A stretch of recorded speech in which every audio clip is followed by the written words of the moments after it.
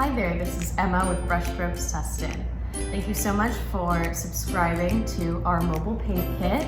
I am going to be teaching you this adorable little rain boots with some spring flowers today.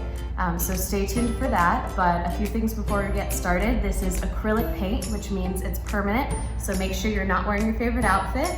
If you've got an apron, go ahead and throw that on. If you've got long sleeves, I recommend rolling those up. This paint is permanent and it will stain your clothes. Also make sure your surfaces are protected. You can use newspaper. I use butcher paper to cover my table before I get painting. Your paint kit should have come with some brushes, a napkin, a plate to put your paints on, paint, a canvas. So I think we can go ahead and get painting. All right, so I'm all set up right here. I've got my sample and then I've got my new canvas. You can use anything you want to pour out this paint. I would use like a plastic knife or something to get it out of the containers, and those containers can be reusable. Just make sure you wash them out right away and you can use them for whatever you want. I've got my water cup here. I highly recommend having a cup for water. You can use a plastic cup, paper cup, whatever you've got, mason jar, anything like that. We will be needing to use it later. So I'm going to start off with my bigger brush. I am going to sketch out my rain boots. So the first color I'll be wanting to make is some teal. So I'm going to take a scoop off the edge of my white and a little bit off the edge of my blue, if you can see that color. I'm also going to add a tiny bit of green to that, just right off the edge. Make a little pile. I just need a little for right now, just so I can sketch these boots out. So this line almost separates the middle, so I'm going to try to go as close to the middle as possible and make that line. And this is a very loose painting, so it doesn't have to be perfect.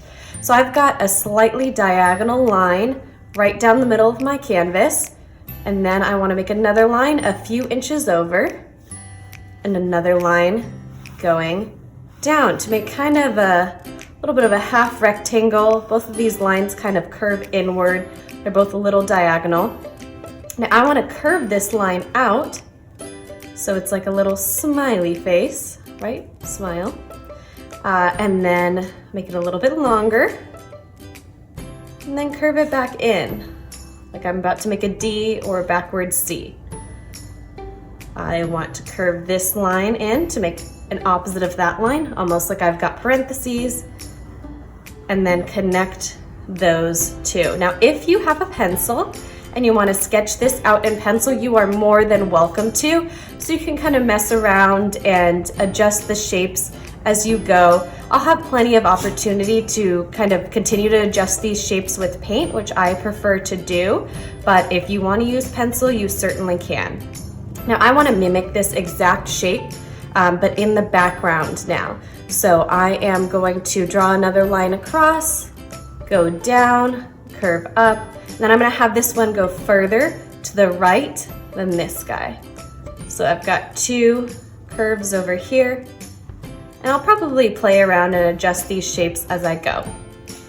Now I want this back boot to be a little bit darker, so I'm going to mix more blue and green, and I'm not going to add too much more white to that. So you can see it's a little bit darker, more blue and green. And again, I'm still using my bigger brush. I'm going to go ahead and fill that boot in so it's a little bit darker, so I'll be able to tell the difference between the boots. Now I can go ahead and add more white to that pile. So this boot is ever so slightly lighter. And go ahead and fill that whole boot in. With my big brush, just smearing it around. I don't have to mix my paint too well. I kind of like to see the color differences. Maybe I'll add a little bit of lightness to that boot.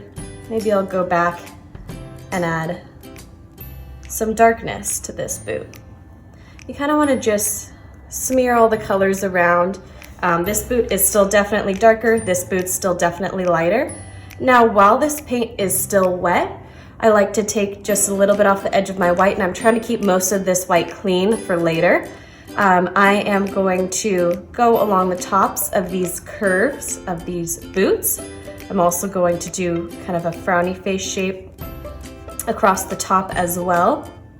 And this is going to be some highlighting. I can go back and add some more later, but the 3 or 4 main places I'm doing it is along this toe right here. Make that toe nice and bright. That's where some light would hit along the top. And my brush is nice and dirty. I'm just grabbing some more white paint and going right along the tops. Now your boot would kind of have a little bit of a crease right where the shape changes. If that's an L, that's kind of the nook of the L. And then maybe along either of these edges, it would have a little bit of shine. Now, once I've gotten that far, I can wipe my brush off. I don't think I need to rinse it off. If I get a little blue in my background, that's all right, and I'm just using my napkin for that. Now, I want to use mostly white and just a tiny bit of black for this background. I want it to be nice and light gray, so I'm going to go ahead and just fill this whole background in. If I want to, I can use a little bit of my water to smear it out just a little bit, make it slightly easier to move around. And as you're doing this, if you want to actually paint the sides of your canvas as well, just so it looks like a full piece. I'm not gonna do that, I'm gonna skip that step for now, but I would normally paint the sides of my canvas just so it looks nice and finished. But I'm skipping that for now. I'm using mostly white. You can tell I'm getting a nice big scoop of white and just a little bit of black. I don't want it to be too harsh. I'm outlining my boots, and then I'm filling everything in with gray. I'm not mixing it too well, so you can see there are kind of streaks of white and gray. I'm kind of smearing it around on there, but not really mixing it completely as I normally would, because I do want to be able to see the difference between the gray and the black. It'll give just a little bit more interest to our painting. So I'll just go ahead, cover that whole background. Doesn't need to be perfect. If I get a little gray in there, that's totally fine. That won't hurt anyone. And I'll just do this top part. And then in a second, we will start to create a little bit of a shadow under our boots. It's best to do this when our paint is still wet. That will create the most natural effect.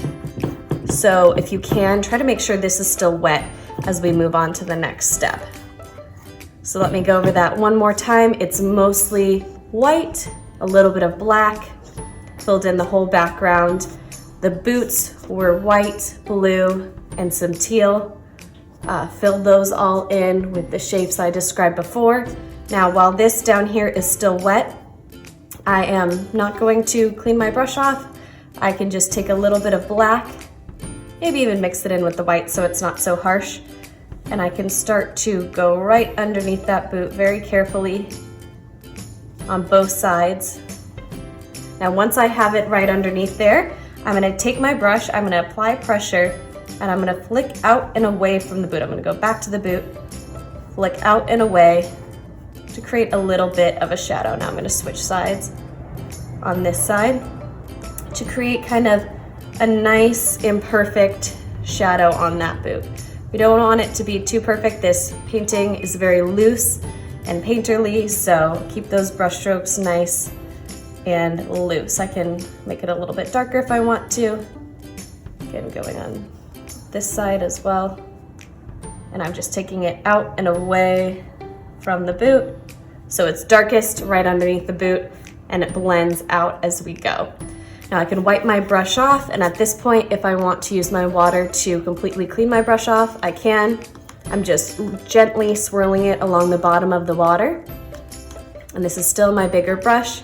I can tap it off and then dry it off on my napkin. Doesn't have to be perfect. I'm going to grab some white now, and I'm going to start making these larger flowers. In this one, I have 4 larger flowers.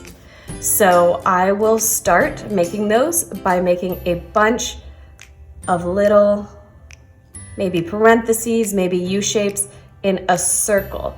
So I'm just taking my brush and I'm going around and around in a circle to create this type of flower. Again, it's a little curved U-shape in a circle. Some of them are overlapping. You can see some of them touch. And I have points where my gray is showing through as well, and that's totally fine. That will make the painting more cohesive. So I'll throw in about 3 or 4. And I can go back and make this a little brighter later. It's possible it's still blending with my background. If you're moving a little bit more slowly, then maybe your painting will have dried and you'll get some brighter whites. Now at this point, I might mix some of this really bright green. So I will take my white, if you can see that. I'm gonna take a nice scoop of white and I will mix that with some yellow and some green. Lots of yellow, only a little bit of green. So you can see it turns into a really bright green, mostly yellow, a little bit of green and some white. And I can turn my brush to the side and lightly flick down and away, all in curves. You want to think about how the gravity is affecting these little green streaks of, I'm not really sure what plant this would be, but you want to imagine that it's going up and then gravity is affecting it and pulling it back down. So once I have the general streaks, you're starting on the side of the rose or flower, you're pressing your brush, going up and back down and lightly flicking so it's got a nice pointy end. Now I'm going to add some smaller branches. So I'm going to apply pressure. It looks like I've got white on my brush, but mostly it's green. Apply pressure and flick away, out and away. So I'm lifting my brush up as I go out, and that's going to create some little tiny leaves. And I don't have to do it on all of them, maybe just the bigger ones. I'll create some leaves. Maybe that one over there. You kind of want it to be even. So I've got 4, maybe I'll throw a 5th. Even but uneven. Okay, so now that I've got that, I can start adding some other details. So I'm gonna rinse my brush off. Now I think I wanna add the pinks and the yellows before I move on to my smallest brush.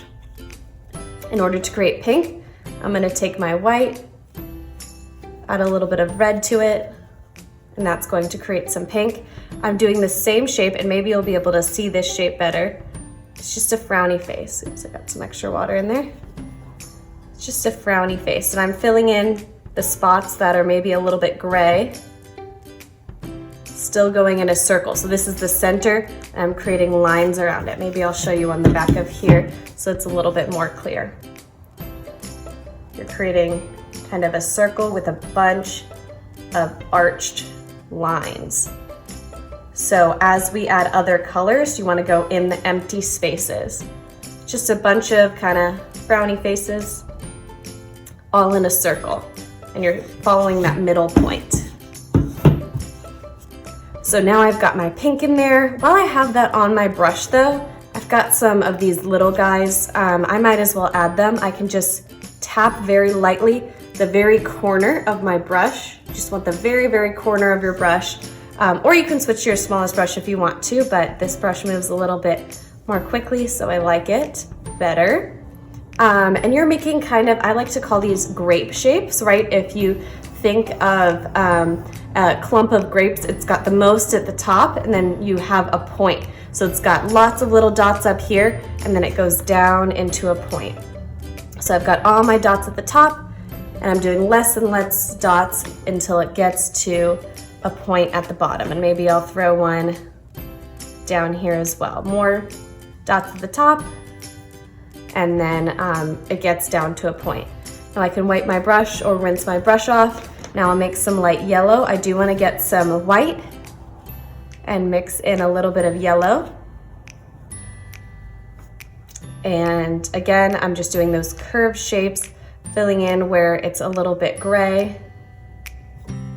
And I think I'm going to, like the sample, maybe throw in a little bit of yellow back there as if it's another flower. And I can add some of these dots as well. And my painting's turning out a little bit different than the sample, even though I did this one as well. All of our paintings are going to turn out totally different every single time we do them, and that's totally fine. So I've got quite a bit of details. I will go ahead and switch to my smallest brush. Now, because this is acrylic paint, you wanna make sure anytime you're not using a brush, it is in the water. It'll get completely ruined, and I want you to be able to use these brushes again to create more masterpieces. So make sure it's in the water and you clean it thoroughly when you're done with your painting. So I've switched to my smallest brush, which has a really fine tip. I am going to grab some white paint, and I'll show you the other way to make these little dots. I'm just taking my brush and swirling it in a circle to create that dot texture. Again, I'm doing a lot at the top. It's almost like a really elongated triangle, and it gets very fine and lesser points as we go down. So I would say there's the most of these white ones. So I'll go a little bit crazier with the white ones. Maybe I'll throw some along some of my green ones as if it's part of the plant as well.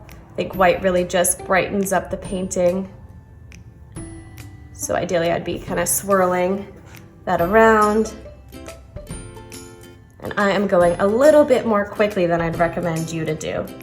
As I have this white on my brush, I can also go back now that this is nice and dry and highlight those same points that I did before, make it look really nice and shiny, like they're wet, fresh from the rain.